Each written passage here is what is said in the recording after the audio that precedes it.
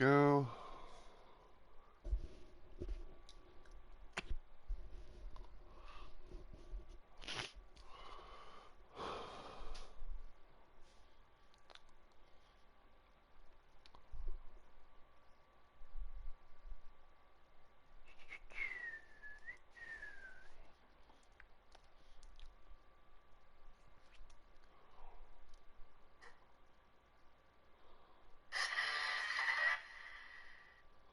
Alright, go with that. Cause got to build the thing of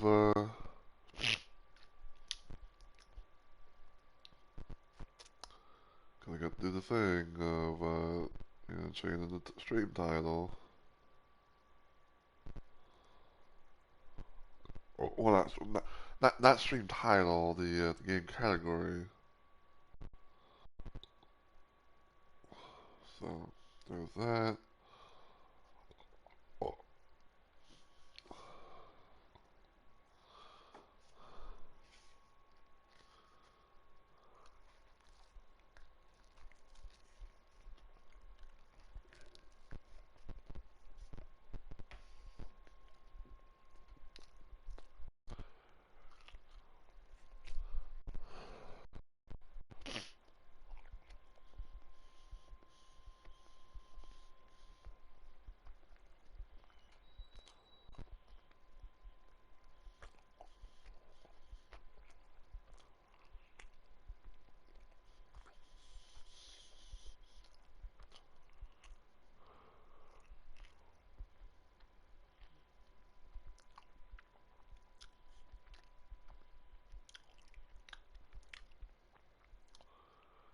alright.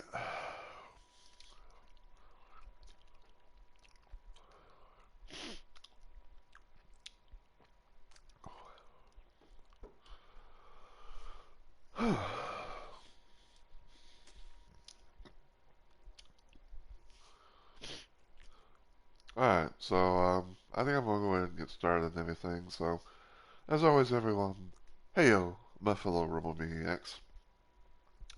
It's Mr. Rumble Roses here, and welcome back to yet another installment of Let's Play Live. For those who are new to this channel or this series or whatever, basically Let's Play Live is a thing that I do where I stream random things at random times for various different reasons. And today, I'm gonna be trying to do some more FreeDooM. So, in the last stream, I managed to make a little bit more progress within the game. We had just come out. We had kind of technically just came out of the secret level of episode 4 of FreeDooM, also known as FreeDooM Phase 1. Which, for those that don't know what that is, it's pretty much like the equivalent of an ultimate FreeDooM and everything. Um, yeah, we did a little bit more progression, and hopefully today will be the actual final playthrough, for the first part of FreeDooM and everything. I'm currently playing this on the Doom plus Doom 2 source port because that's pretty much the only way to be able to play this, the likes of this thing on, like on console or whatever. And and currently I'm playing the version I'm playing is 0.13.0 or 0.13.0, however you want to refer to it. And if you guys are wondering about like what FreeDOM's all about, you can kind of just pause and read there while I take a bite of my food.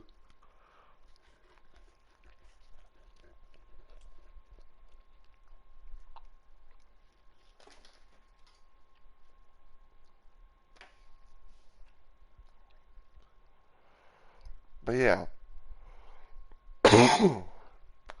man, best way I can kind of describe it is like think of it being as a free open source Doom game.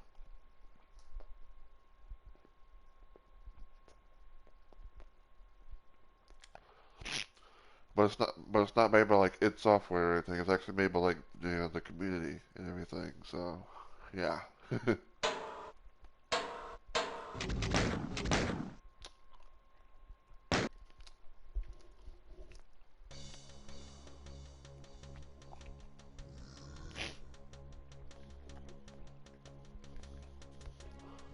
Alright.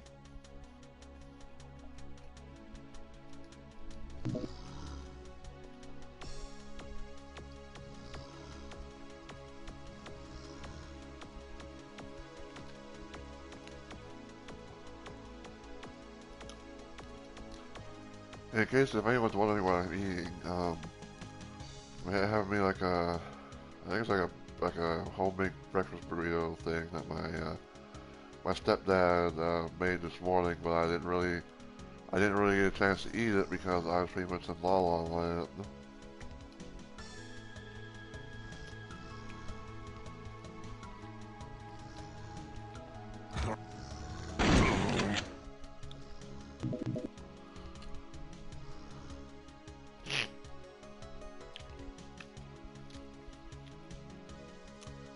Yeah, pretty much I was like, I was in bed trying to get like some sleep and everything.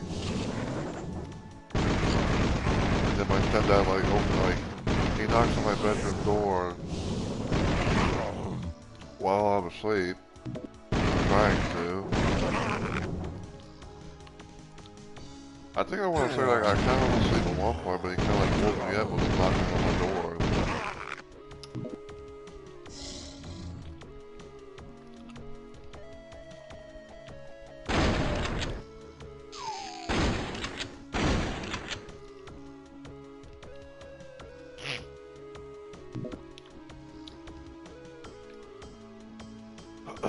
Man, like, I think like I was kind of asleep at one point, and then I got a knock on my door, which was my stepdad, and he was bringing me, you know, some food. Like there was like I said, there was like a homemade breakfast burrito, like a couple of homemade breakfast burrito stuff.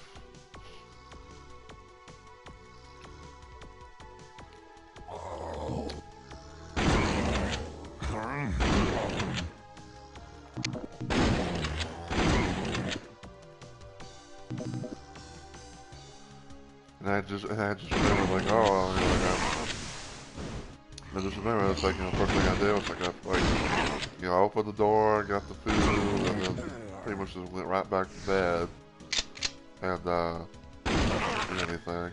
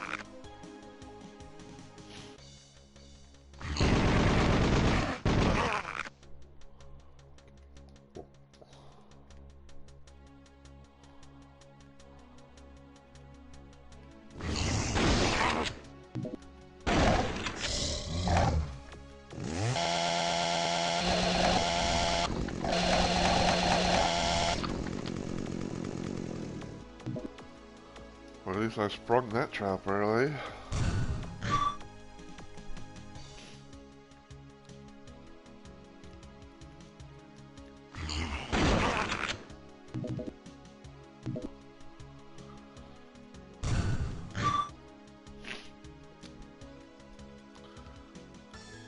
But yeah, you know, I was, you know, doing that and everything, and also technically I was kind of like, I was kind of like, you know, doing some stuff and things with the mods and stuff that I have, because apparently some of the mods that I was, sub to had gotten a bit of has got some slight updates to them.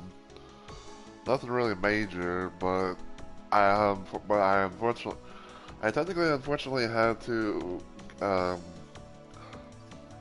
I had to technically uninstall the Disc 2 version, the Doom 2 version of Disc, because, um, And, you know, 'cause like I say, it got an update and everything, and unfortunately, I couldn't. And unfortunately, like it didn't really, you know, update properly. Like it didn't really update, like it didn't update properly. So every single time whenever I would try and, you know, do the thing, like go play it or whatever, it would be like, oh, you know, like oh, we got had some sort of unaccountable error or something like that. So it turned me to the main menu and basically just make it to where I couldn't be able to play it unless someone like maybe got rid of a few other mods, then maybe like re-downloaded that or resubbed that mod, and you know, go from there.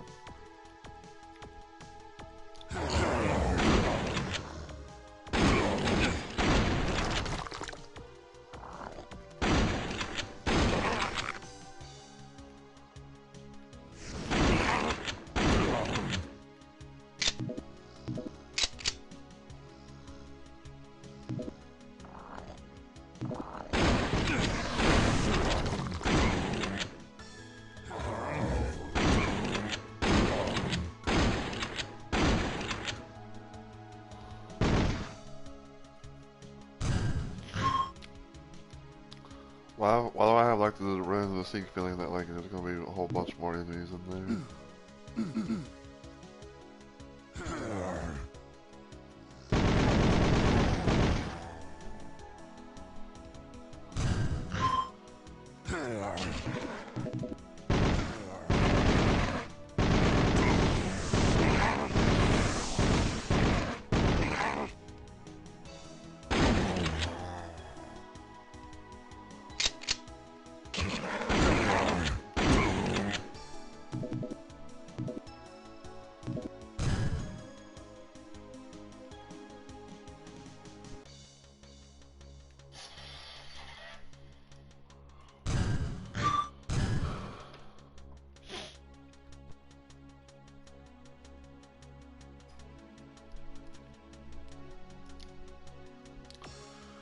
But yeah, so like the best way I can kind of describe FreeDooM is, like I said, you know, it's pretty much open source wise by, you know, like people in the Doom community and all that. It has like, you know, it has like new levels, textures, graphics, you know, all that other stuff. Pretty much like, from what I can understand, it's like it's supposed to, it has like different, it has like its own graphics and stuff like that that does not use anything from, like, you know, the original like Doom, and like, you know, its software assets or whatever.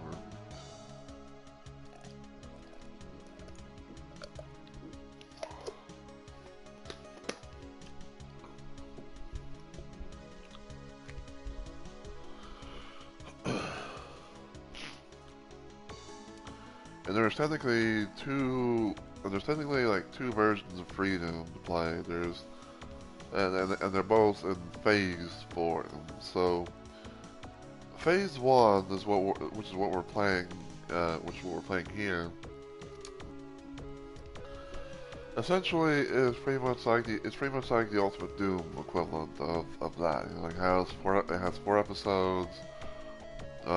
With about like, I think like 9 levels in each episode. And then you got FreeDooM Phase 2, where it is basically Doom 2, you know, aka Doom 2 Hell on Earth, but some could call it like FreeDooM 2. If those that don't know what that means is, instead of it being like an episodic based game, it's pretty much like a full-fledged, you know, like a full-fledged game, to where you have about like 30, if not 32 levels of stuff at most.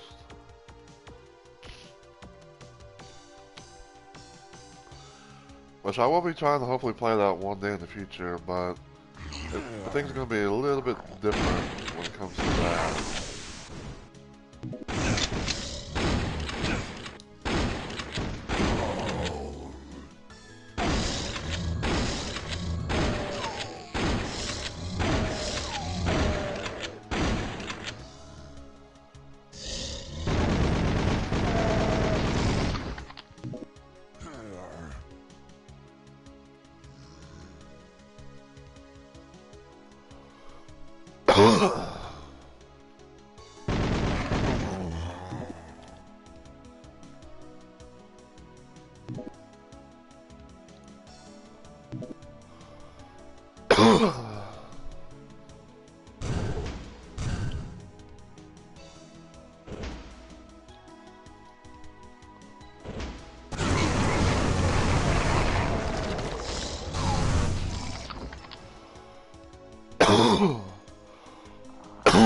Excuse me.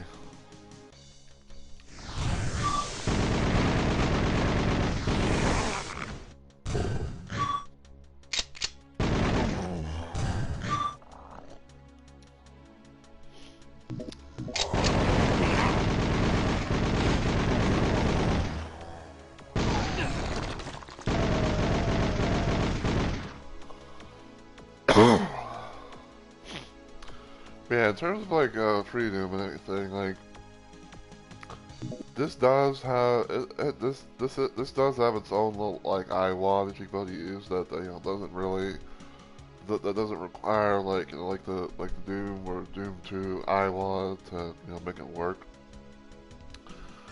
But here, because I'm playing on the Doom plus Doom 2 port, it was technically uploaded as a mod. So I guess you can sort of say that it kind of like has, like Doom and Doom 2 as its, base thing because, because like if you go to like, like the save / loading stuff, it's like, you see like, like, the episode's called Die Flesh Consumed, but, like the level name's completely different. But, and then it's like, you go to, you like, let's say you finish the level, right? And then it's like, oh, it's the regular Doom 2, it's the regular Doom level, a regular Doom level name. But that's not really the case.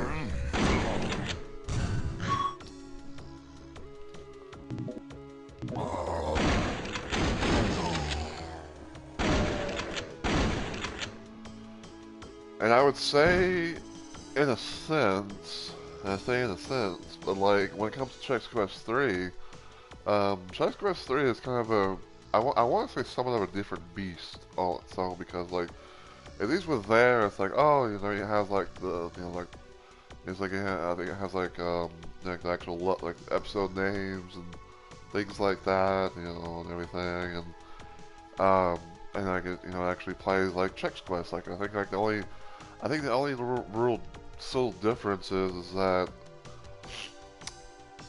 because I think like the only subtle difference between like playing the original Chex Quest 3 and playing like this version is that with this one,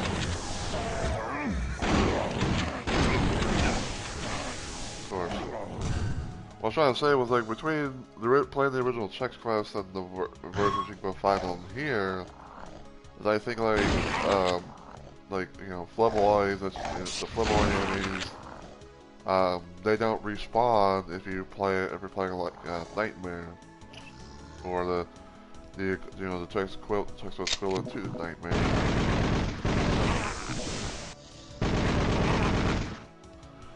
Because even though like I've never played the original Chex Quest on that game stuff on Nightmare, but I have seen a video from a YouTuber named CV11. He's pretty well known in the YouTube scene, I would say. But yeah, he did a video about Chex Quest 3, where it's like he's actually playing the game and talking about like bits and pieces and all that. He actually, and I remember he actually did a little thing where he actually played through Chex Quest 3 on the Nightmare difficulty of the game, and they actually worked to where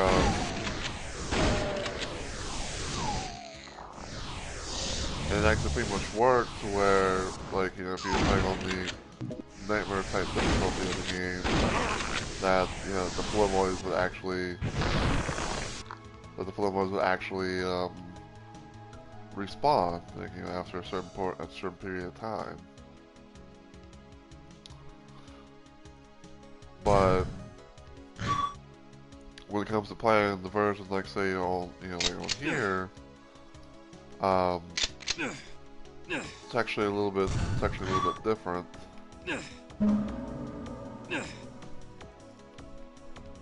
It's actually a little bit different because essentially it's like if you're playing the Chex Quest 3 port thing on here, you know, mod/port thing on here,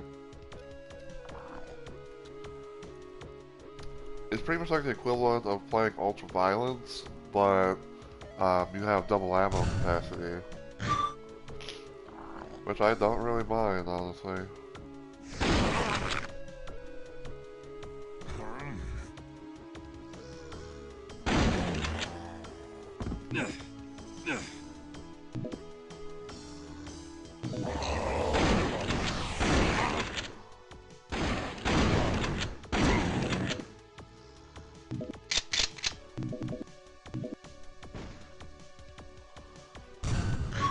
Alright, so we got the red pass card, I believe is what it was called.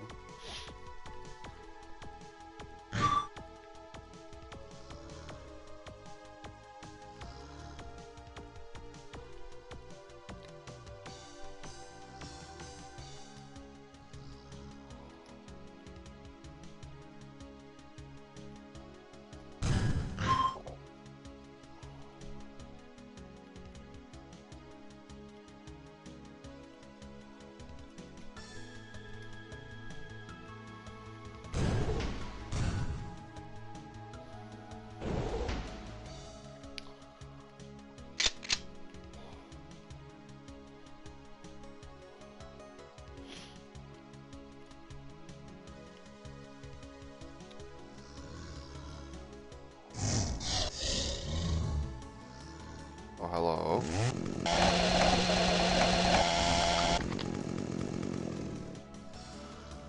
Yeah, the one thing to keep in mind to everyone that's, you know, watching this, whether it's, you know, live or modded,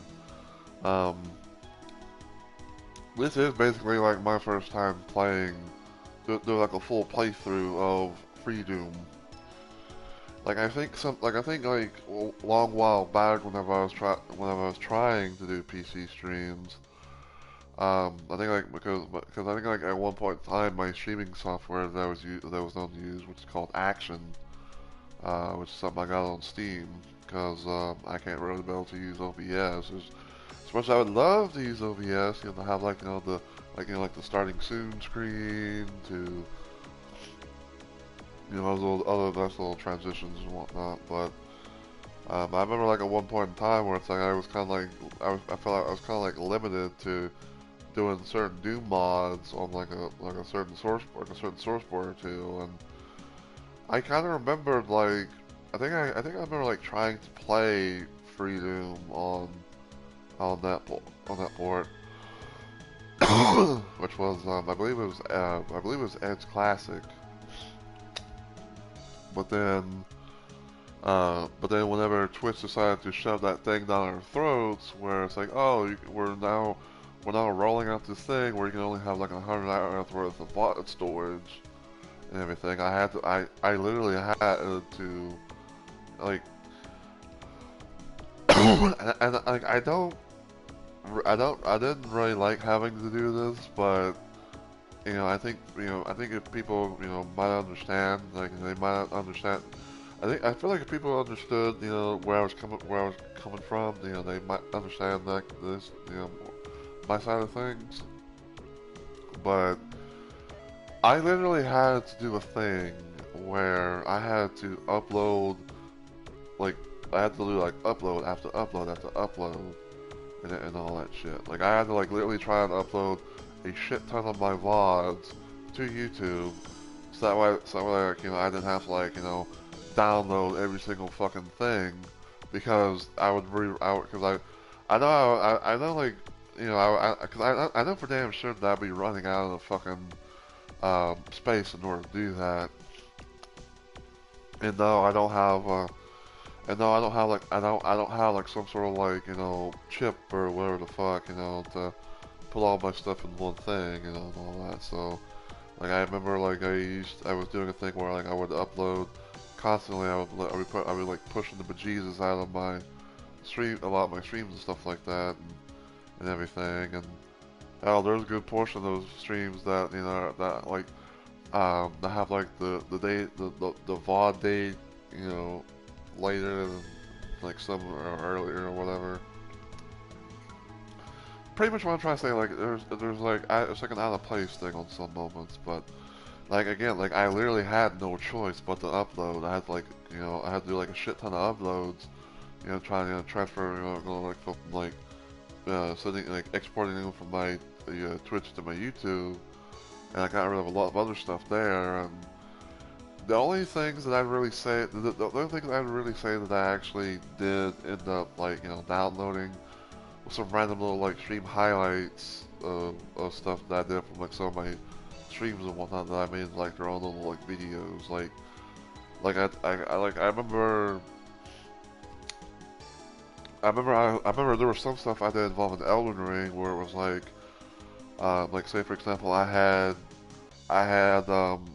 was playing as Pei, I was playing with my friend Hormancer, aka Pei, in Elden Ring I made her basically an Elden Ring with my friend Onyx, and I remember like one thing that I did with her build is I got the Age of Stars ending, I believe, which was basically Ronnie the Witch's ending, where it's like you do Ronnie's quest line, and you summon her in after you beat Elden Beast and all that, like Radagon and Elden Beast, go from there.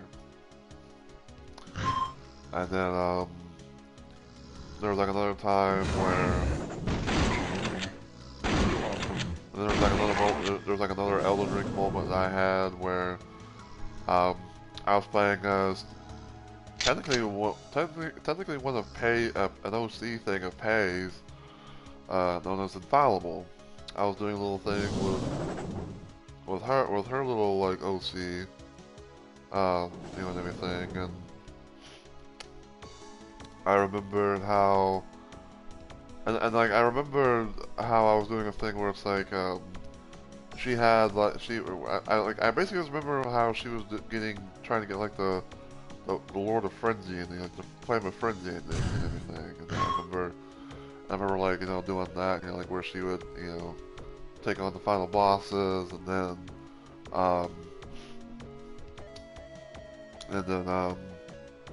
she would do the ending that she needed. The Flame of Frenzy.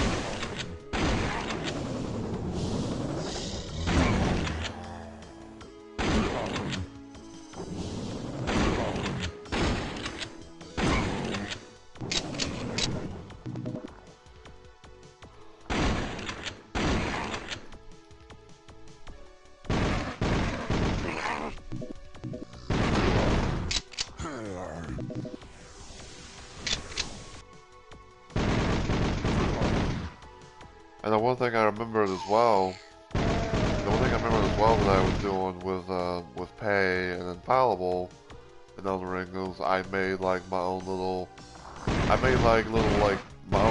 custom lore stories.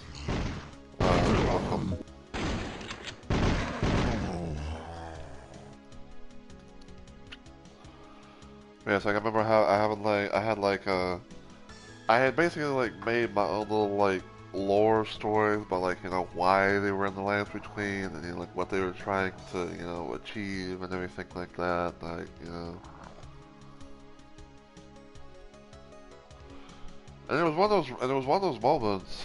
It was one of those moments where like I actually like when I made a character, in some sort of way, like when I made a character in the game, that I actually did something of like trying to give some sort of story or lore, whatever you want to call it.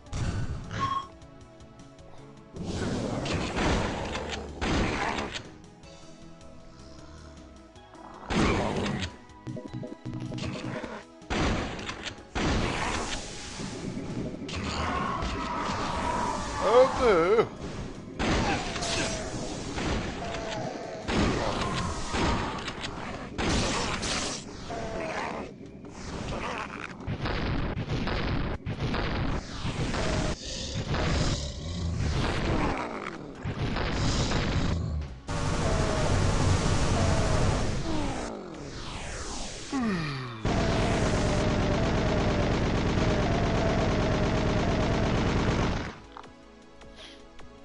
I remember, doing that, and I actually had a lot of fun with it. I had a lot of fun, being able to, like, not only, like, in terms of, like, like, making them in some sort of way, like, making them in the game, but also, like, come up with, like, my little, like, stories and everything like that. Because, like, the one thing I remember, like, like, after I had done, after I had done pretty much everything that I could with Pei, with Pei's character, slash build and Elden Ring. I remember the whole situation about like about Infallible and even Saoirse for that matter. Another little like OC, another like little OC character thing of Pei's.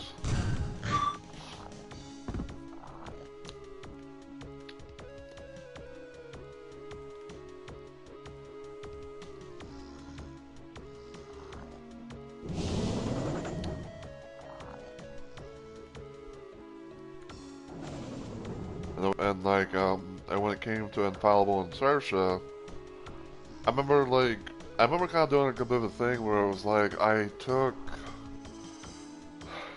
remember like a little bit of thinking an idea that I had that came to my mind that was also kind of technically thanks to my friend Onyx, because he was like, hey, if you want, why not like make a character that's very like slim, and everything is like slim equals like more frames or whatever. So I was like, okay, well, I think I have an idea of what I can do. But like I remember like I took that idea of his and I also did a thing where I took the facial slider stuff of Pei that Onyx helped out with, and I kind of like did my own little like I did my own little like thing where it's like I had like the base of something and I took it to a completely different area to kind of like give it kind of give it like a different look, and if that makes any fucking sense. And then then like I had a look for Infallible and I had a look for Saoirse, and I had like their own little and I had like their own little endings and stuff like that as well, which I will say, like I did I did stream on both. I did stream the playthroughs and all that, but there was like one thing I didn't really show, which was like the alternate thing about like what I had planned for what happened to Saoirse. Like if like what happened to Saoirse, like after she had gotten the I think it was like the supposed good ending for main Elden Ring.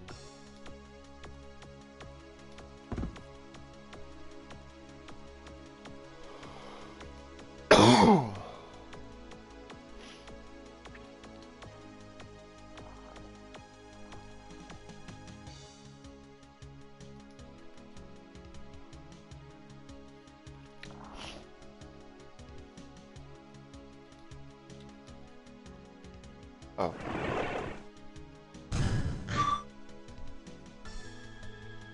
Wait, why am I back here?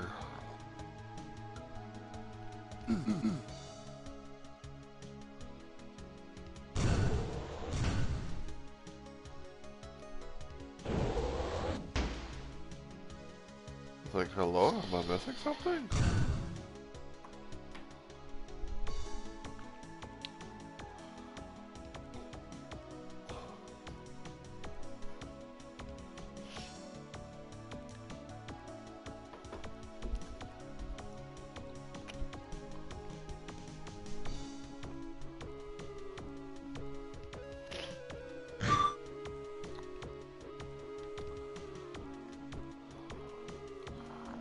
But yeah, like, pretty much when it came to Saoirse, like, there were some things I didn't really, do slash show on stream, but like, essentially what happened was,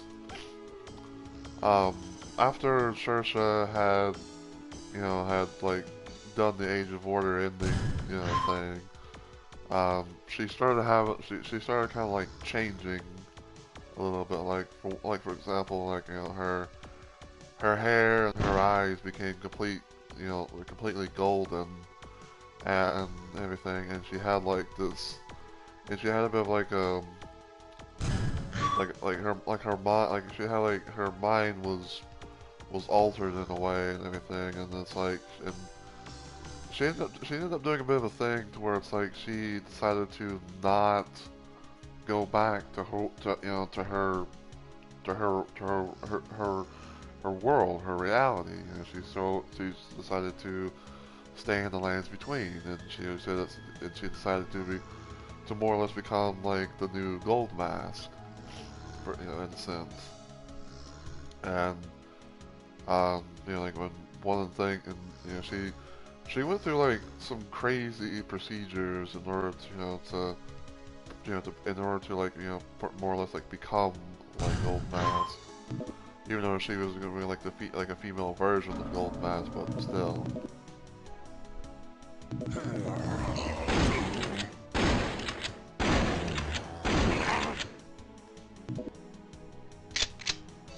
Like some of the stuff that she had done was, like she vowed to only wear the clothing of what Gold Mask wore.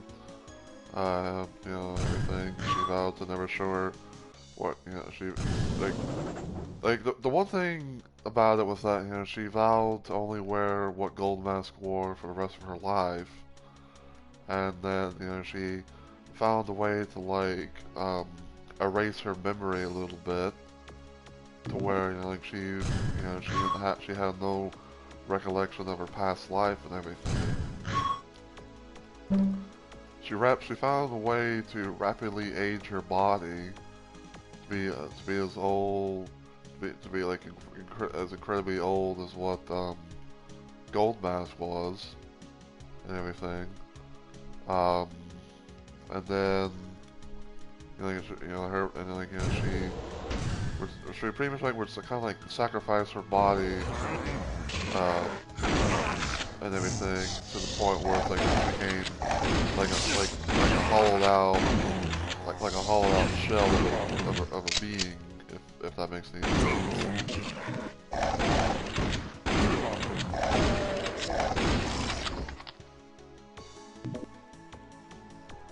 And she became like it's like a former like a shell of a being, type thing, where it's like her body was old and hollowed out, and, like she pretty much was trying to do her best to look like Gold Mask. And even having it's like her even like not having any hair or eyebrows or anything like that, as well. And she vowed to like like like I say, she became pretty much looking like the net bit. She pretty much became like the next Gold Mask, but she was of course, like I said, a female. She was a female Gold Mask.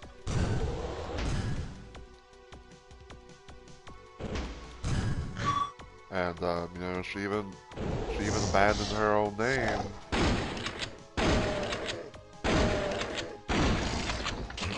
And she previously even did a thing where she actually abandoned her old name. It just said to be referred to as just Gold Mask Acolyte.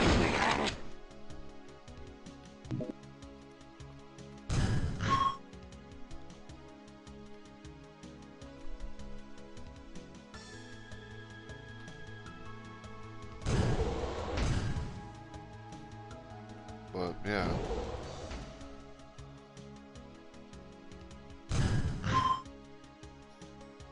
Yeah, like I said, that's how Saoirse became, his life came to be and everything. And like her one,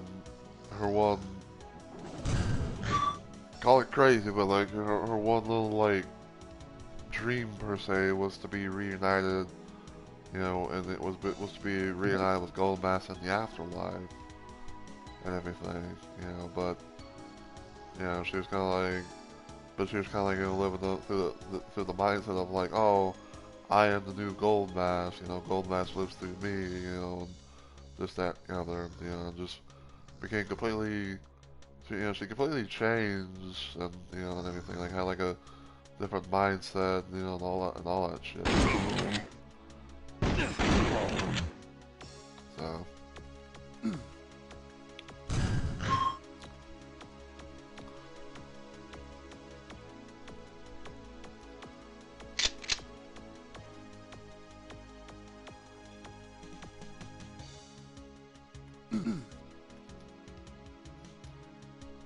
And then,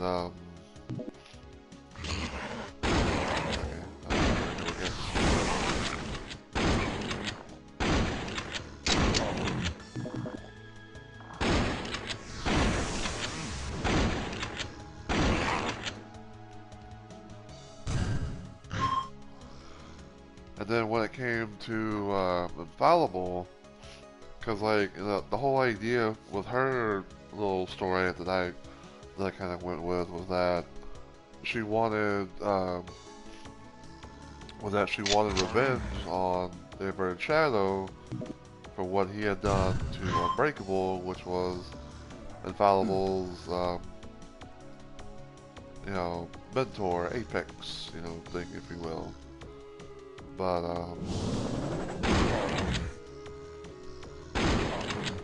yeah, you know, she wanted pretty much like, you know, some sort of revenge on him for what he had done with Unbreakable back then, where he basically like he sealed him up for God knows how long and everything. You know, like I said, you know, it goes to the point where like, you know, she wanted to. She, like, you know, it pretty much went to the point where, like, you know, like, Infallible wanted to, like, literally kill in the Inverted Shadow. But then, like, you know, she had, like, other little, like, sinister type ideas. And then, like, more or less soon afterwards, she kind of became, like, a Black Knife assassin, per se. And some could say that, you know, she kind of like became like a Black Knife assassin for hire.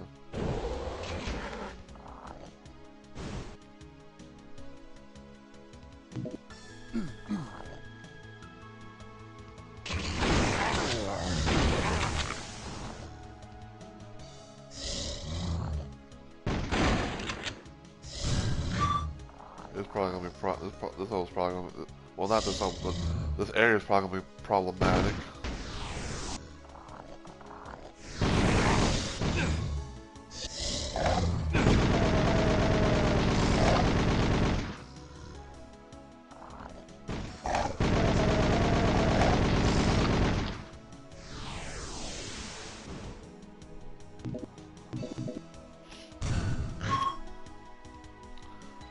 But yeah, like, you know, yeah, like basically, Infallible kind of became like a Black Knife assassin and everything. And every now and then, you know, she might, you know, go out and kind of like lend her services to people and everything. But like, you know, she ended up, like I said, she ended up pretty much doing the thing where it's like, you know, she would, you know, get like the Lord of Frenzy and everything like that. And like at one point during her little like story, if you will, she found out about someone named by the name of Midra, who apparently was the true Lord of Frenzy.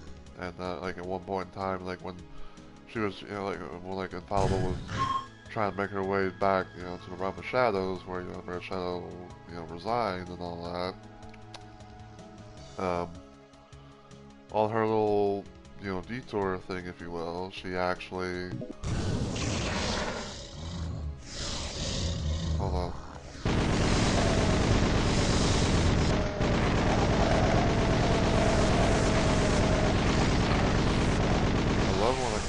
see anything.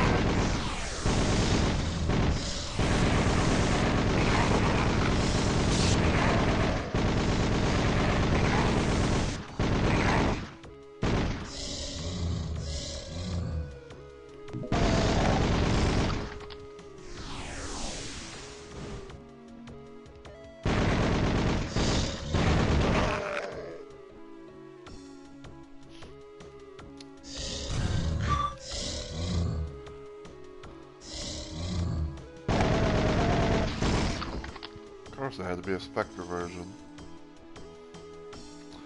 But yeah, basically in a nutshell, what had happened was, like, during Infallible's travels, during her little travel and everything, you know, she heard about someone proclaiming to be the Lord of Frenzy, known as Midra. So she had a bit of like a side quest per se, to where, you know, she would go kill, you know, confront this Midra first, and then, you know, actually kill them, being the only true, you know, like the only true Lord of Frenzy.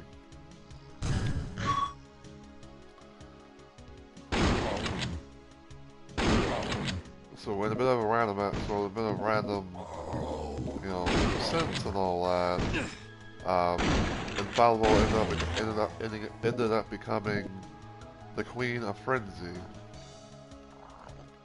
And like at one point in time, when, you know, she was going through the process of, you know, becoming the Queen of Frenzy and everything, you know, or the new Lord of Frenzy, you know, however you want to refer to it.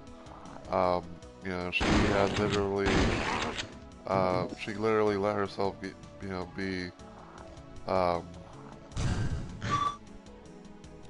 I guess you could say, like, touched by the three frenzied fingers, or whatever the fuck they're called, to where it's like, you know, it would kind of like, you know, scorch her body and, you know, have like burn marks and all that.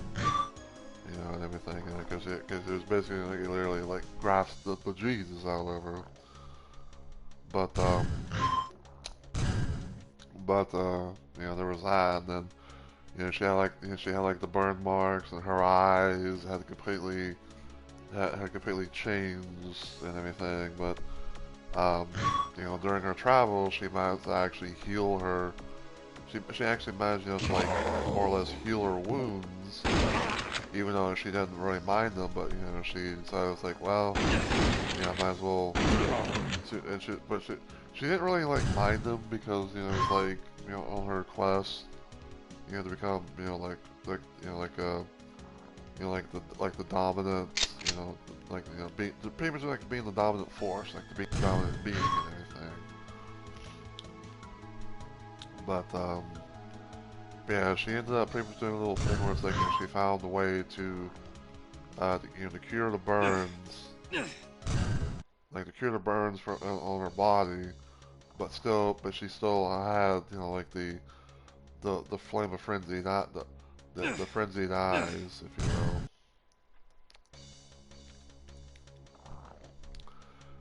And she did basically, just like Pei, and she did manage to find her way back to the realm of shadow and everything like that, but, you know, but like I said, you know, she kind of became like a bit of a black knife, she basically became like a black knife assassin, and she had like not one, but two black knives that, you know, she would wield and use upon her enemies and everything like that. And then, you know, sometimes, you know, sometimes, you know, she would actually, you know, try and actually lend a hand to people, even though she, you know, like, she probably would rather, you know, want to, you know, maybe invade or something like that. But, you know, like, you know, she likes, you know, pretty much killing bosses, you know, gets in her way.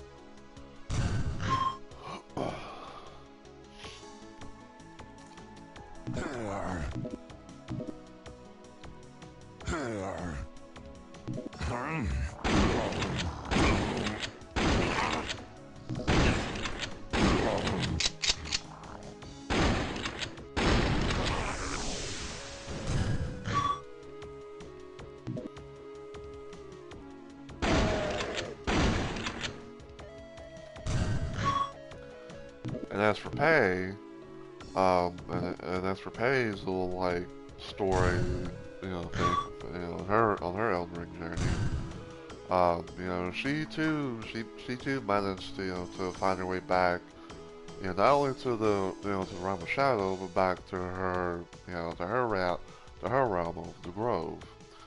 But in this case, she likes to, but in this case, like she likes to, she likes to be in the lands between, cause she could feel more free, she could, roam more freely and everything like that. And everything, she also tries to help people out as well, you know, and everything. And like at one point in time, Pei was, she was so curious about like, the powers, like the incantations and everything like that, from the lands between. And she would then be doing a thing where like she would be consuming the hearts of various dragons throughout the realm, that she had, that her eyes literally became golden light, had literally changed to be like a, golden light, be like kind of like a dragon type form.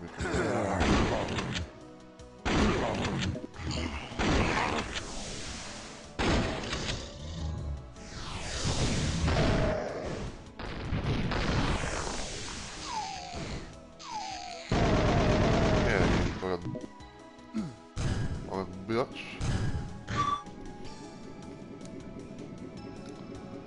But yeah, yeah, Pei became more like, I guess like, became more open-minded. She became more open-minded. She became, she was more, she seemed more calmer and just, felt more freely or something like that. She felt like, she was able to do things that probably that she wouldn't be able to do, and like, and by normal standards. I feel like she could be able to, do, say, wear anything or nothing, and all that, and just, be free. Kind of like have like her own little like paradise, if you will.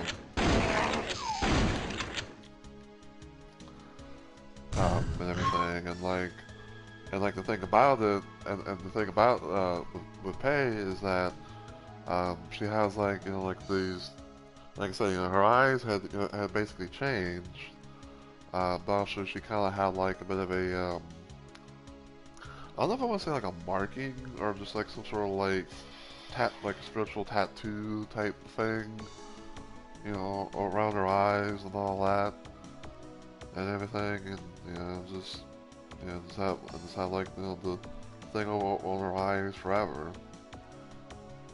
But she, like, like Pei, I'd say like, had like a, Pei's, living well, living nicely and all that, and loving what, she had become, and, loves being able to help people out and everything.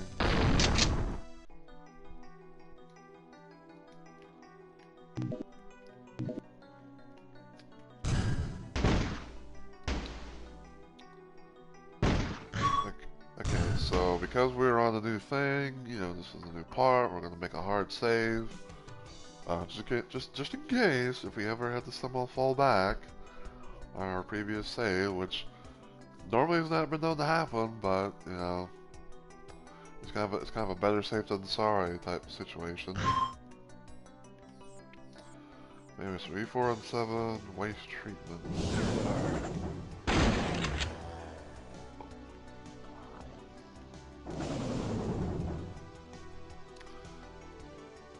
So I guess this is where like, we had, just, took the elevator, with everything.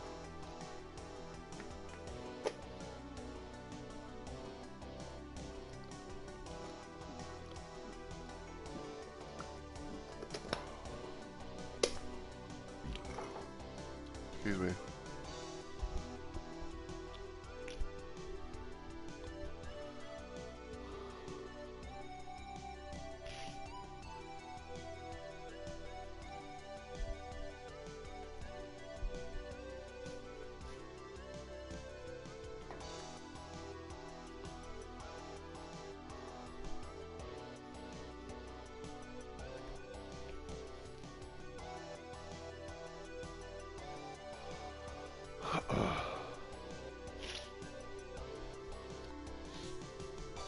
but yeah, it's definitely been quite, it's definitely been quite the journey and everything, and just, and it kind of like, it's kind of been like a little, thing too, where it's like, I've been like randomly thinking about like, like stories and like stories and ideas and stuff like that, for, like like a handful of the characters and stuff that I've made in Elden Ring.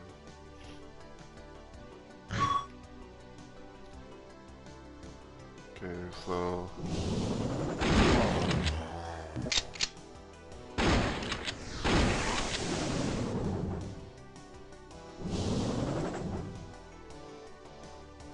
Hopefully I can get some decent. Hopefully I can get some health. And I can build a house said health. I can go to my health.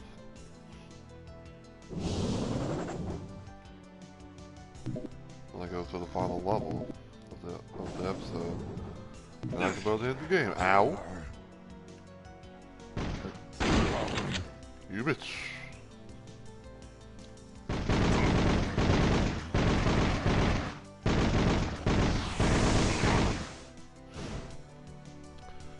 And yeah, overall though, like like I said, I am pretty happy with how things, how things, turned out. Like, I had like my little like freedom, to, do different things, like different characters, whether like, from like Pei and her little like, her things to, to the other characters and stuff that I've made and all that. And I still kind of found it fun.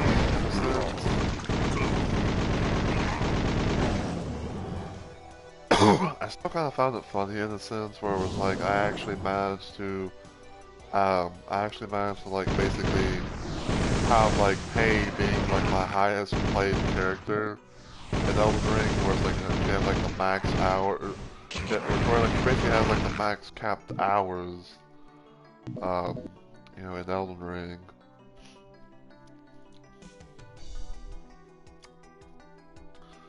And I guess speaking of Pei, another little thing too about her is that in the game in Elden Ring, she became, I guess you could say, in the sense that in Elden Ring, Pei became a bit of like a collector. She became like a collector of like various different things, like from like clothes, armor, weapons, incantations, seals, and all that other stuff.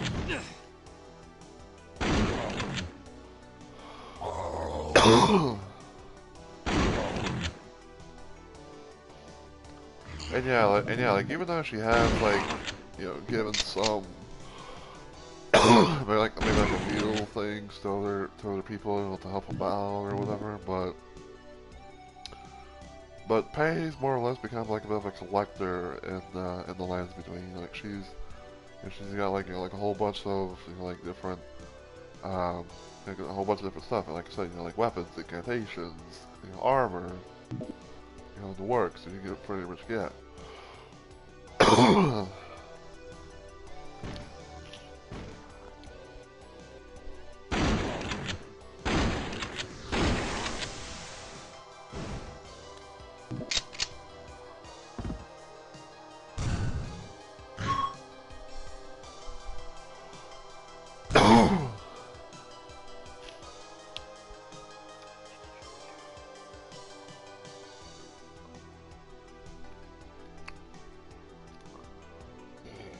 Oh, excuse me.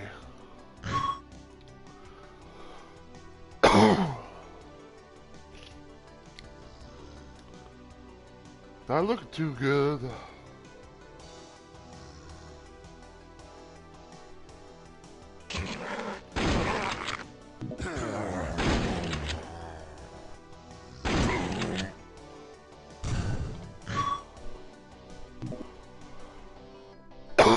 I don't know why, but that kind of this fucking like tree thing here startled me.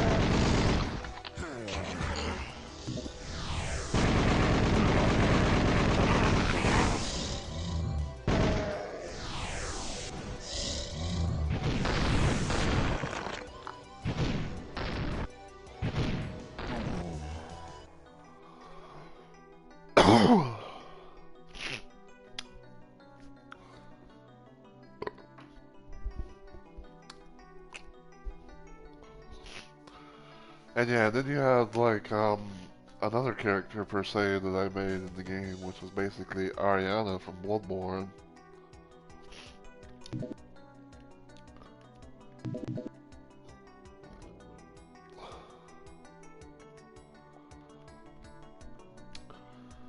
When it came to Ariana and everything, to be honest, like I didn't really know things to. I didn't really like have anything for her at most.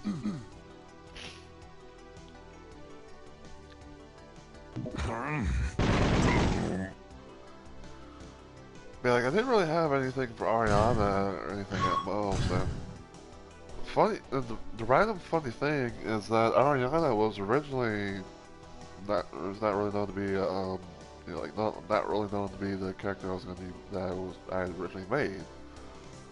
Because originally, hold on, I feel like I'm about to sneeze, so.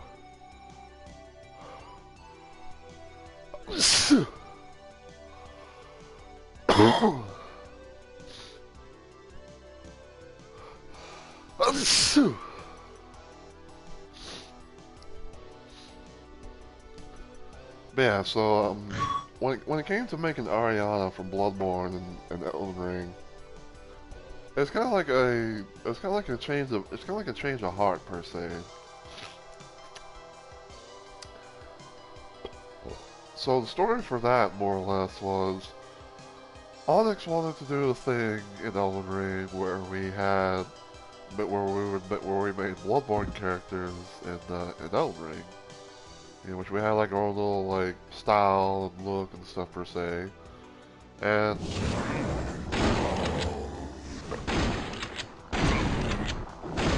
originally, the Bloodborne character that I made was basically the doll. Yeah, like I originally made a doll in Elden Ring because I had technically made because I technically made a male version of the doll in Elden Ring, which I called the dude because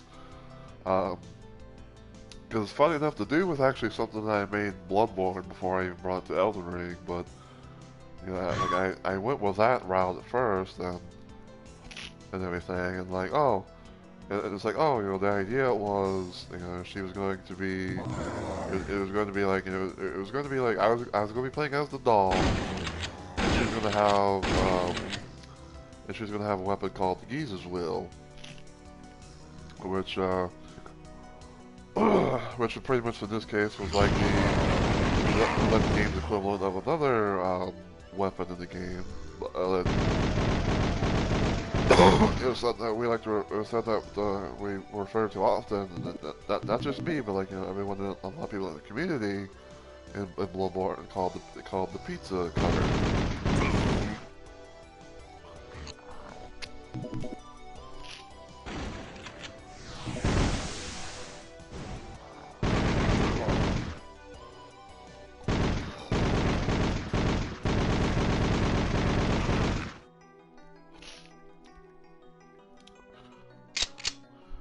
But yeah, like basically for me, it's like I would be playing as the doll who had like the Elden equivalent of the quote-unquote pizza cutter, you know, which like I said, it's originally called the Geezer's Will, and you know, the main Elden Ring game. But then I had a bit of a thought. I was like, well, I had a bit of like a thought, like a change of heart. I was like, you know, the dolls. Like, even though like I didn't really care if it was like, you know, too common or whatever, I was like, you know, I've already done like a thing or two with the dolls, so why don't I try and make someone else in Elden Ring? And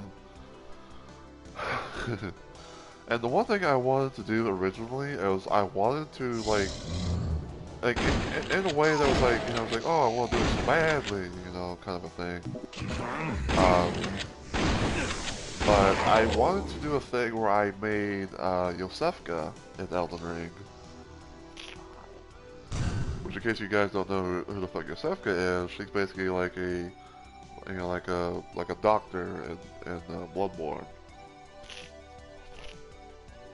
She was going to be, the one, she's going to be what, like a random a little NPC that, you can technically kind of meet, but you don't really, you don't really get to see her. No, you don't really get to like see the actual her, but then you see like what is known as the a imposter Yosefka.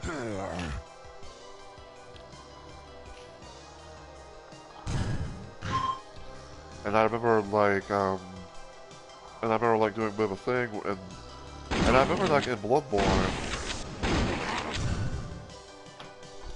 Hold on.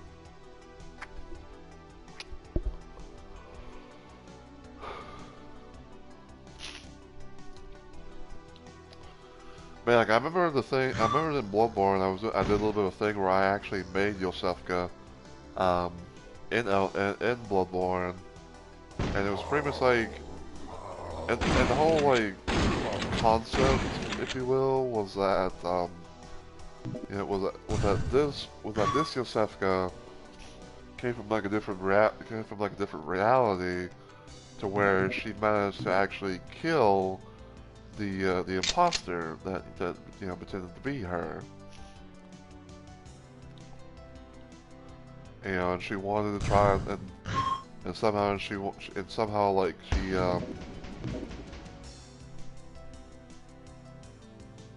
oh yeah, it's like I think like she somehow found a way to like go to a different, like an alternate reality or something like that. And she had like this, and she had like a little bit of a goal in mind, which was to kill the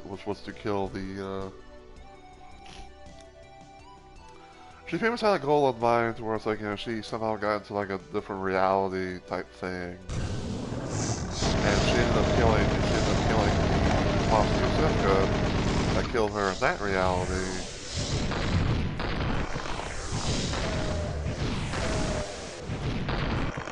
And then she would live her life and everything from there. She became more of a she became a fighting doctor, if that makes any sense.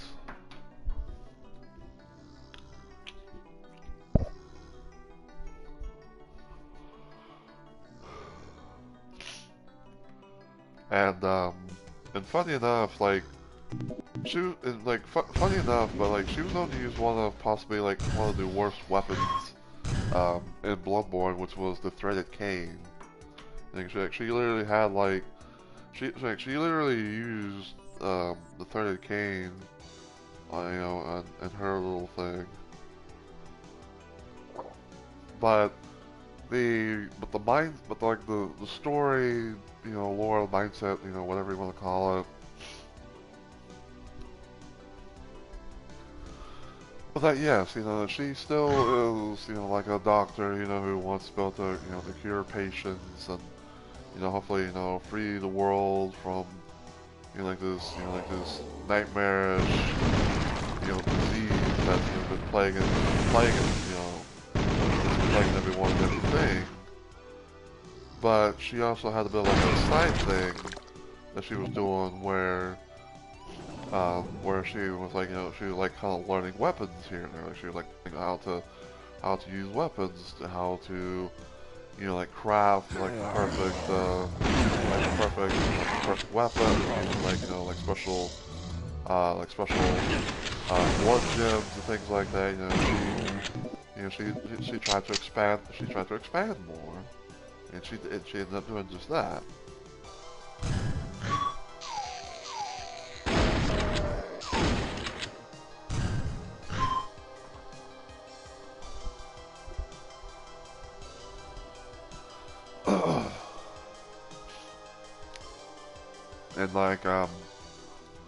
And like at one point in time, when she was, before she managed to fight, the imposter Yosefka,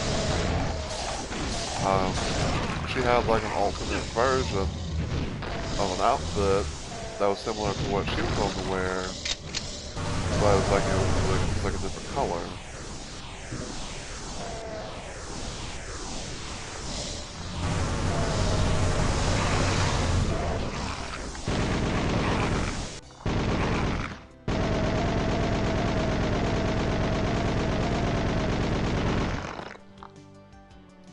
Sheesh. Which I believe that, cause I'm trying to like think off the top of my head, but I think I think like Yosefka's supposed to wear like a white church like a white robed church garb or something like that. Um, and for for like most of her journey, like in this alternate, you know, world or reality, if you will, she was gonna wear like a black church garb outfit.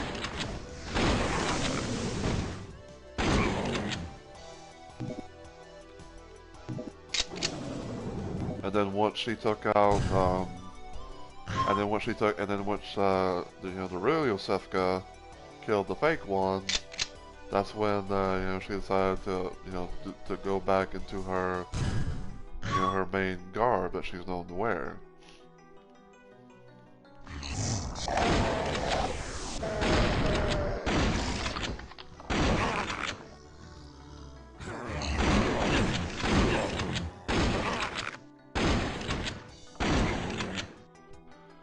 And in Bloodborne, I did a thing where I did a thing in Bloodborne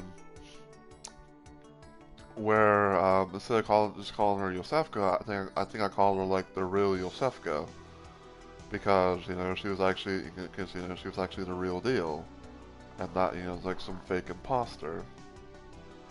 And yeah, I remember like, you know, kind of like just, yeah, I remember like, you know, just going around, you know, just like, you know, playing as, you know, the real Yosefka and everything like that.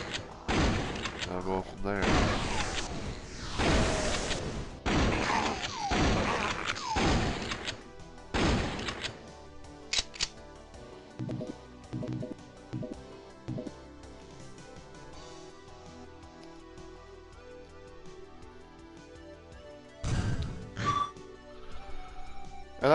And like there is a part of me that still would like to kind of somehow make Yosefka in Elden Ring, um, but I'm no build maker expert, and you know, trying to, you know, to like, you know, take like the facial sliders and stuff like that from Bloodborne to Elden Ring, like it completely is. It feels like a completely different ballpark. You know, like everything, like, you know, what looks like one thing in one world looks completely different than another.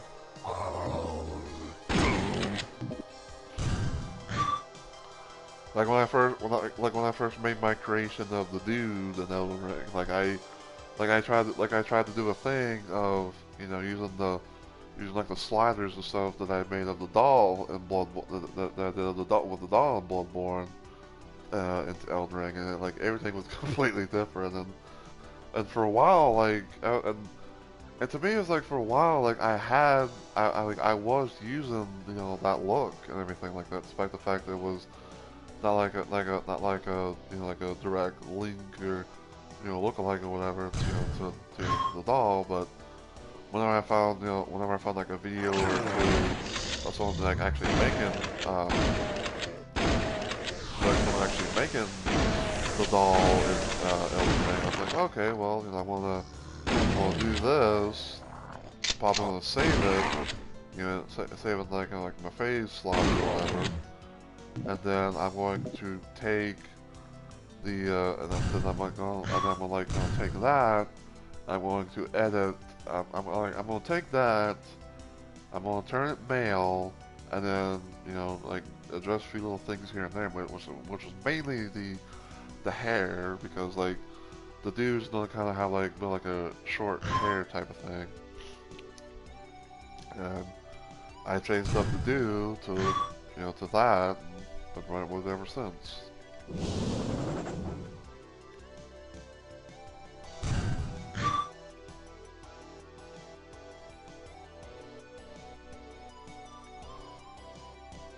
Okay, so we hit this button.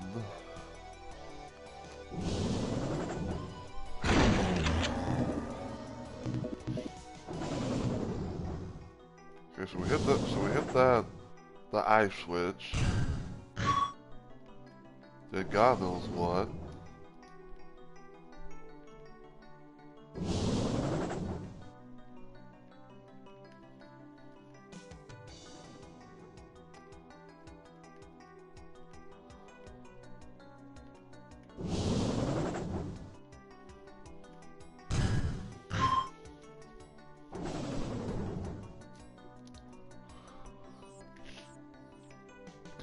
But yeah, you know, it's definitely been quite a thing, you know, and I will say, like, I am kind of like, I'm not like saying like that I've stopped playing Elden Ring, but I have been kind of playing. I have been kind of like, you know, putting in some time and everything to into Night Rain. Yeah, I've been putting in I've been putting in some time and everything to into Night Rain.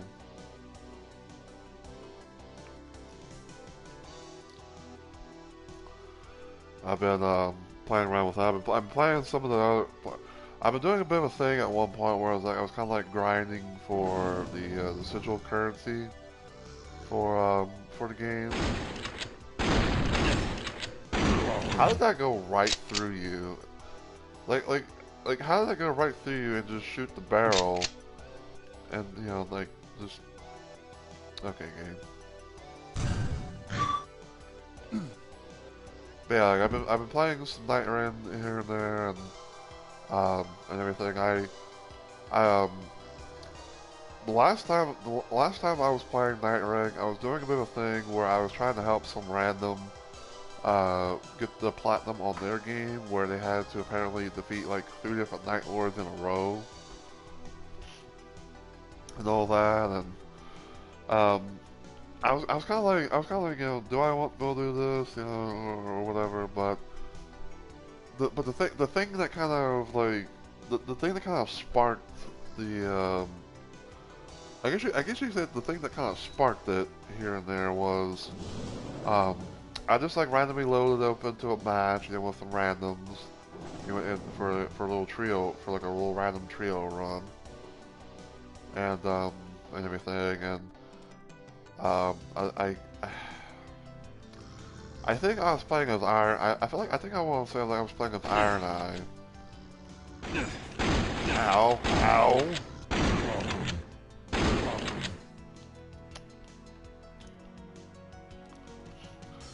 But yeah, like I think I was playing as Iron Eye or something like that, and then I loaded into a session. You know, it was just 2 randoms.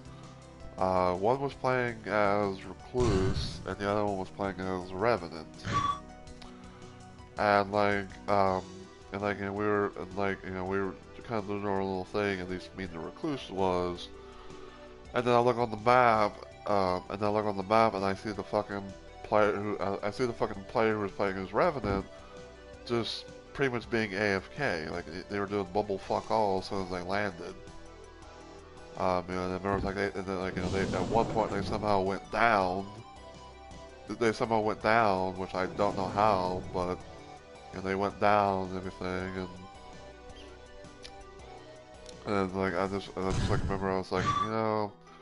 I'm just like, you know, I don't really want to play a trios run if there's gonna be like if there's gonna be like literal dead weight in the whole thing. You know, which basically would mean like, you know, someone like not playing the game at all or something. So I did a little bit of a thing where it's like I switched the character names to, you know, like online ID names. And like I remember like I messaged the Revenant. I was like, yo, why? I do remember like I messaged the Revenant. I was like, yo, why are you queuing up just to go AFK for? You know, like you're kind of you're basically kind of fucking people over and everything. Like you're basically becoming dead weight.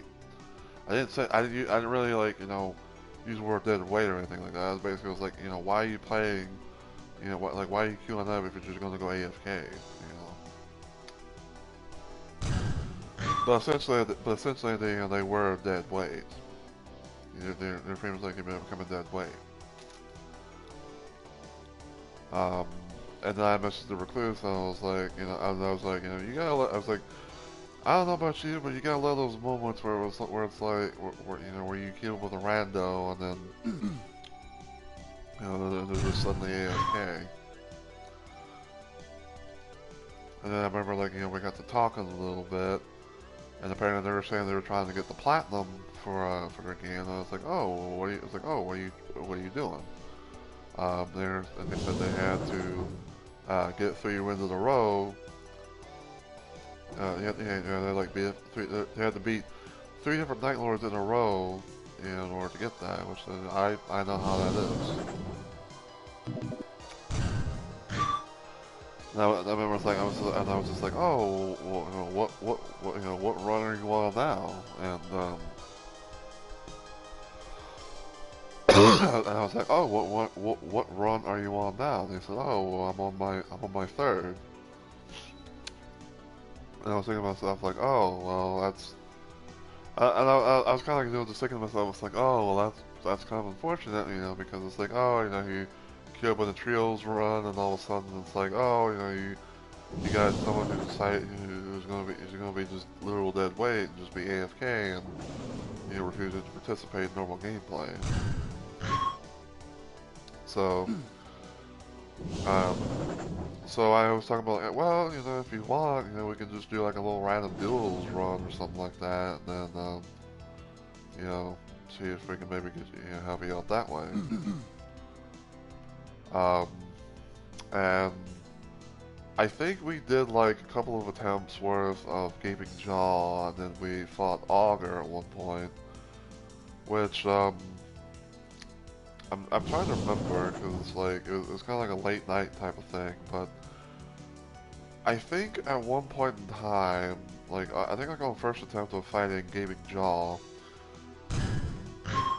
we managed to get it down pretty good in terms of its health, but I ended up going down, and soon after they did as well.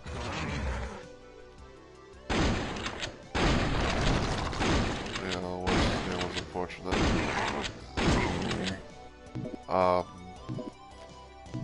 And then they decided, to go up against Augur, which because they did ask at one point. I was like, hey, what's supposedly like the 3 easiest bosses that one can do? And I was like, well.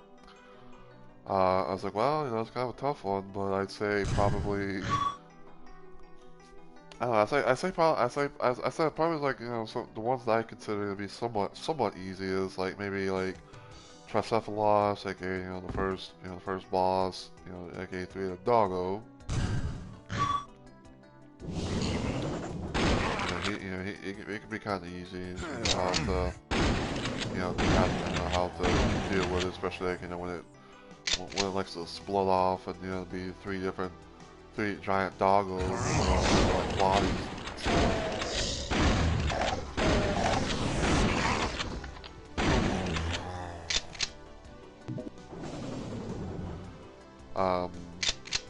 And like the next one I said was Augur, because Augur's not too bad, I'd say. Like like main Augur, not counting Everdark Augur, because honestly that boss, the Everdark version of Augur is pretty shit.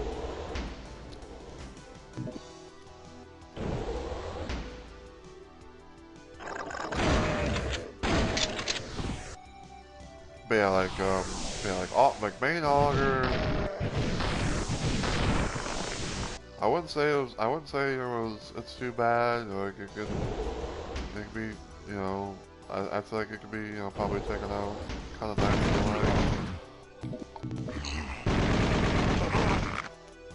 And then Gaping Jaw, which I don't know, like Gaping Jaw was like one of the moments where I was like, oh, it seems like it could be done because it's like its whole shtick, if you will, is being weak to poison.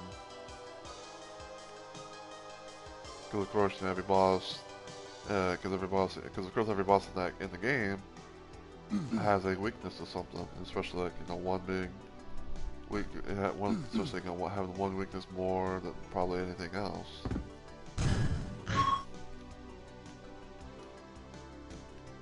Oh my god, dude, where the fuck do I go?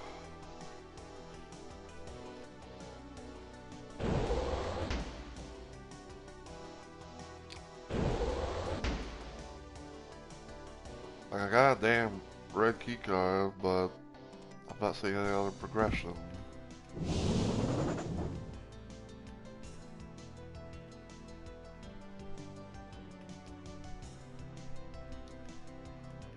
Because that's a blue key door.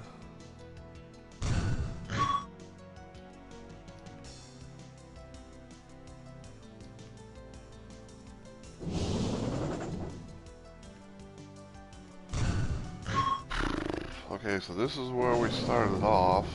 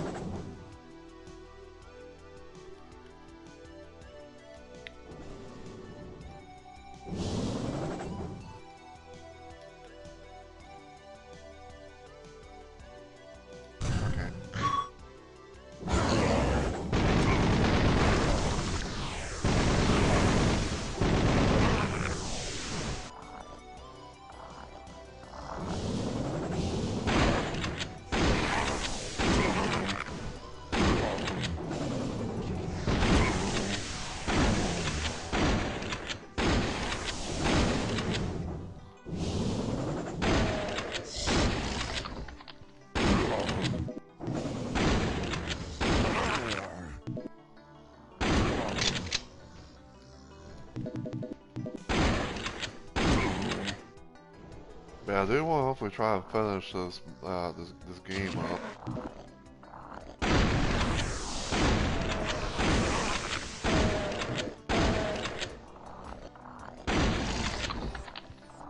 Because we're basically on like the, which I guess some could say is like the penultimate level for the finale.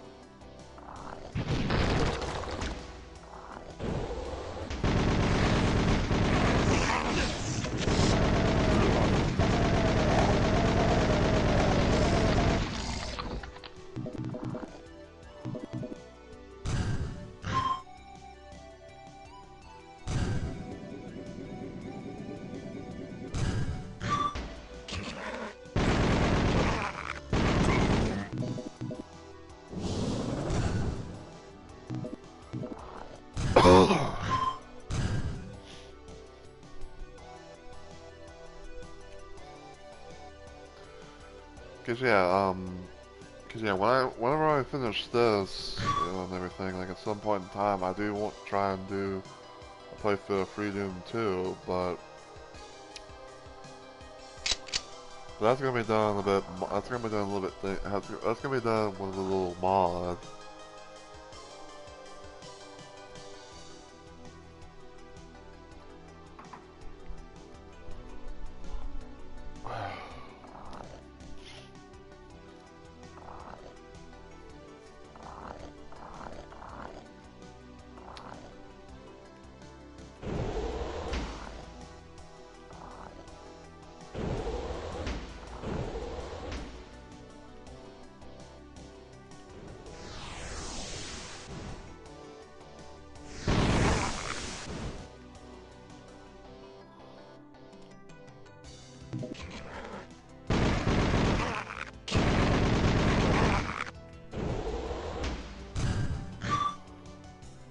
Oh.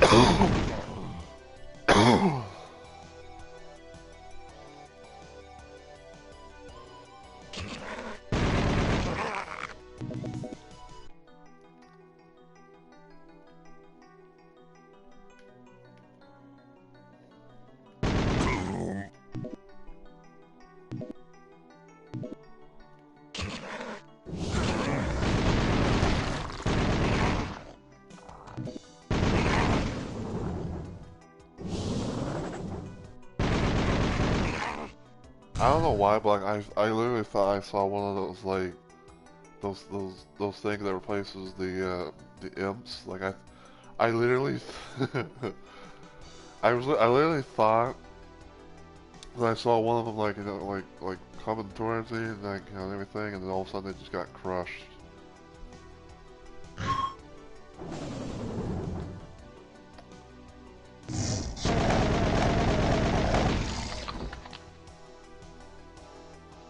Like that would have been funny.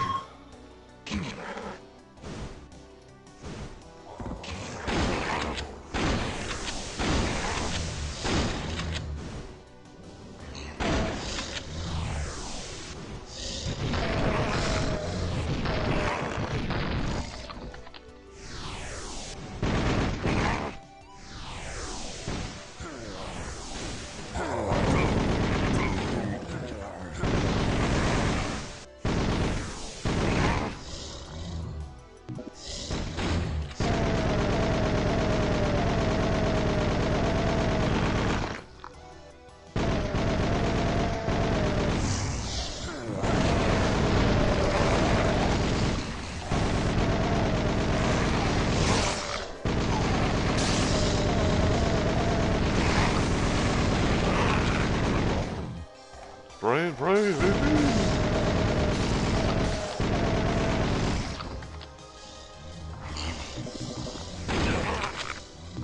You bitch.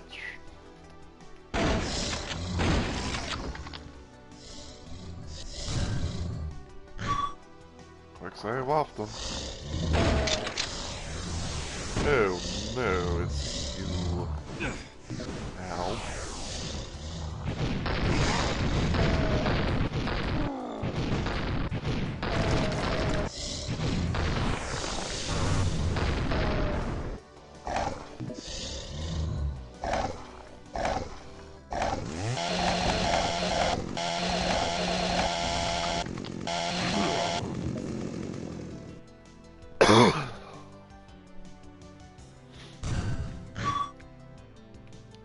It's like, oh no, it's you.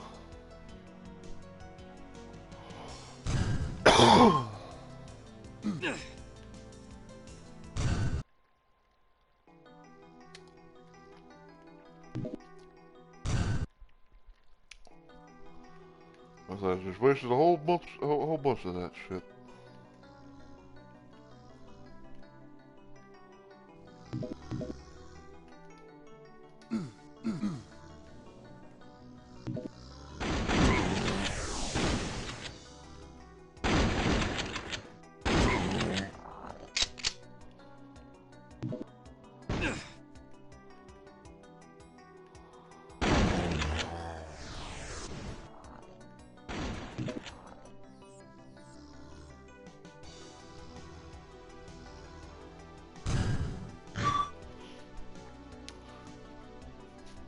I don't know 100% for sure, but I feel like I can smell food.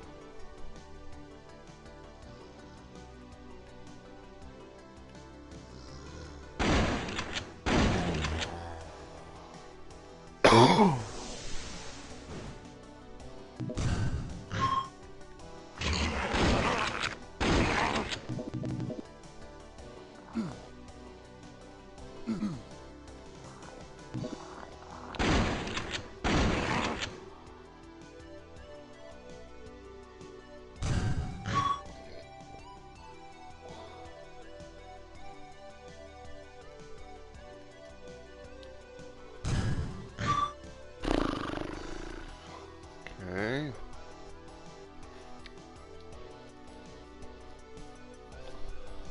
So I got not one, but two cards.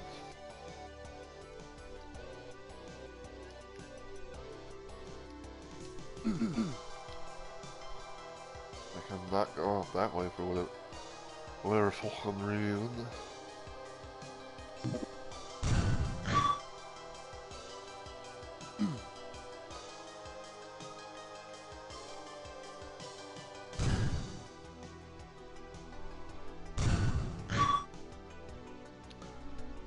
Switch does something, but not sure what.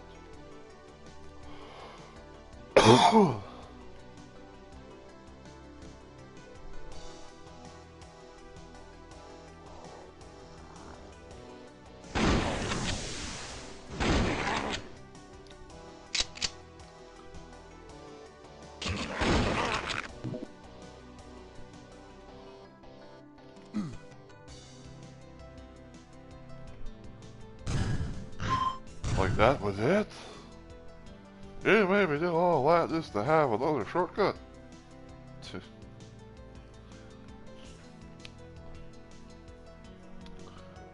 Yeah, just got me another little random thing to, a little random thing to reiterate, I guess. Yeah, this is my first time playing, like doing like a full playthrough of FreeDooM. I haven't really played it as much or anything, so.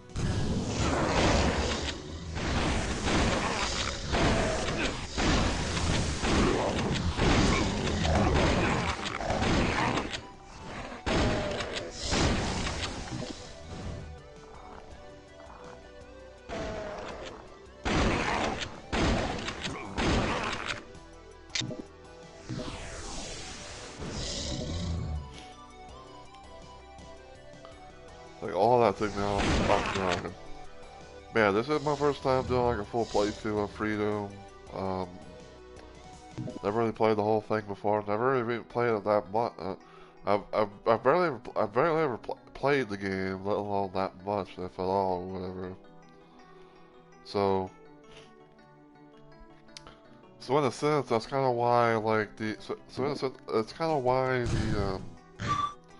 the parts of FreeDooM are kind of like the way that they are, because yeah, because like I don't know how, like I'm not familiar with like the game and level layout and stuff like that. You probably still might not be able to like finish finish an episode with like one particular stream or something.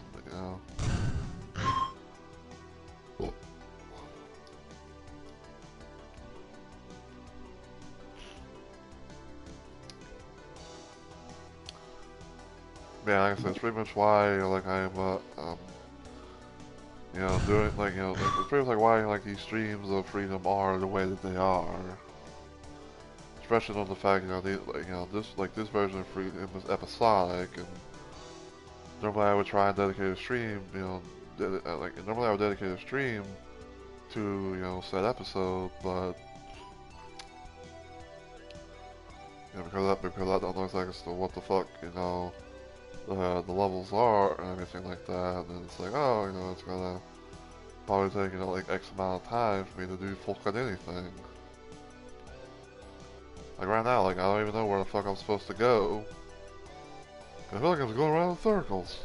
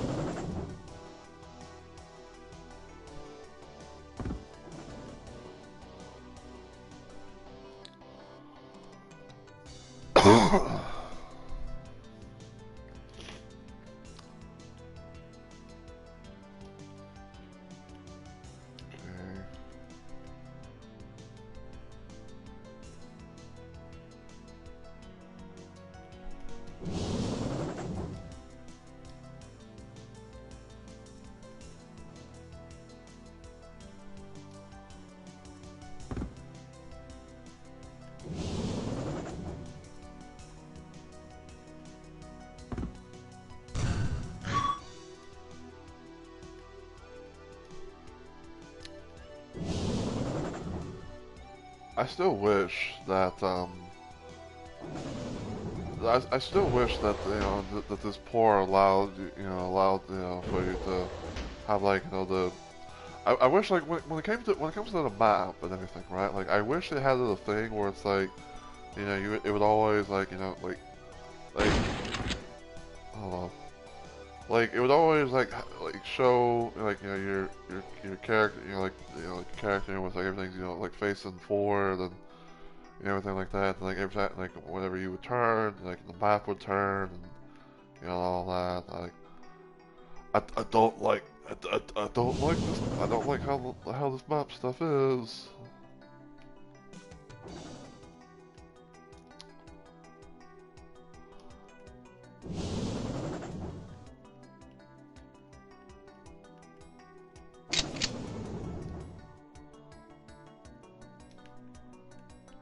Like now I gotta figure out how to get to that one little area.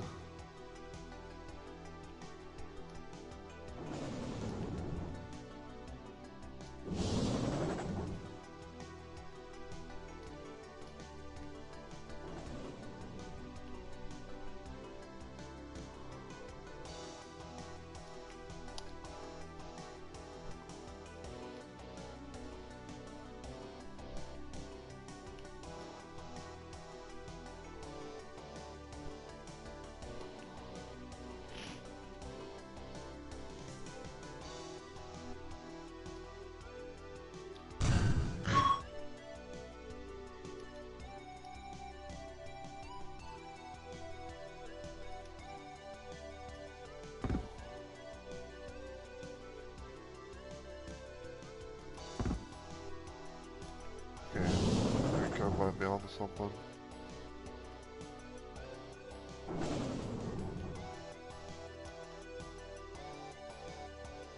Okay, go up here. Okay.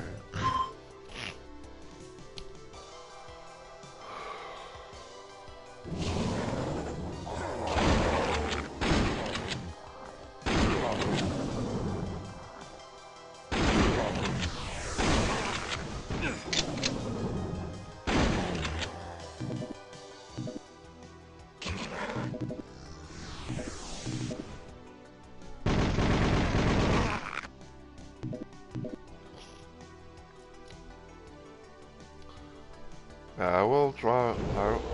I'm gonna try my best, to actually finish this and everything today.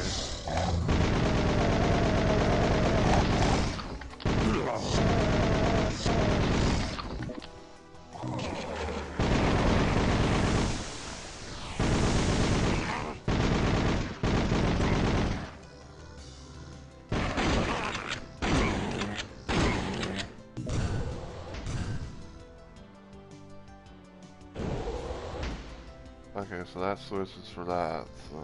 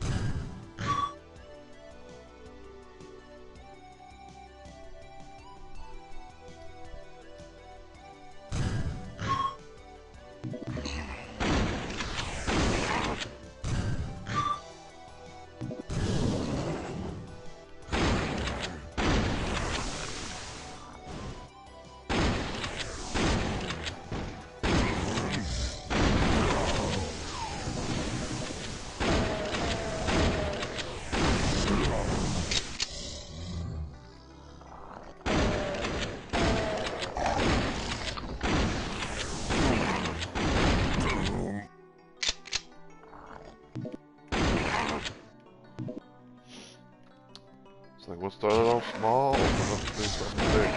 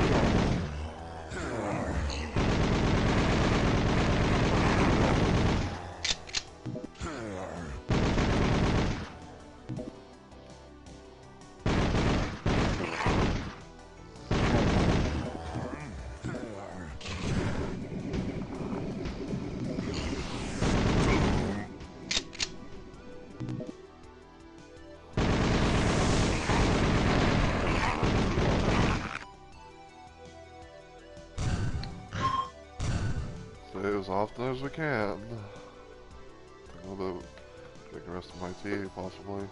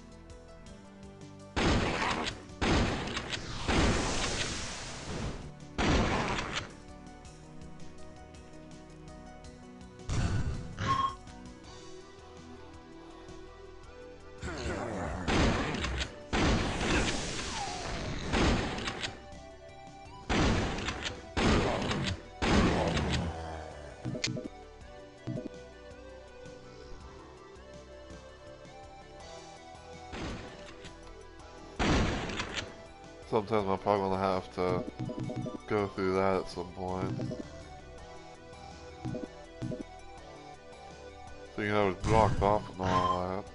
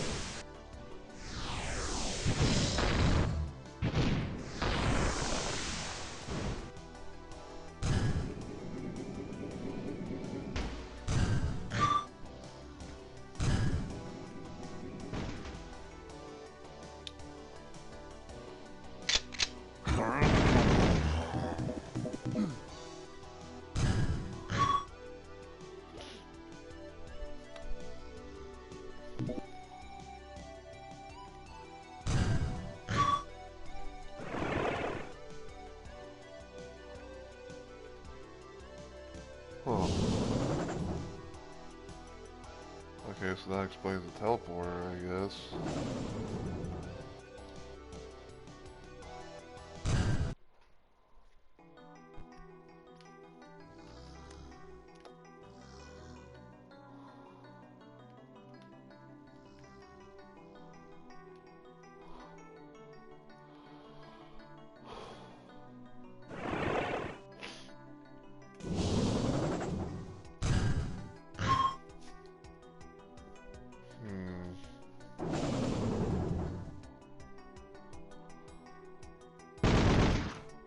Whoops.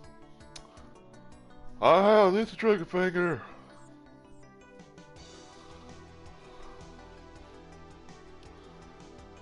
So I still don't have a blue key.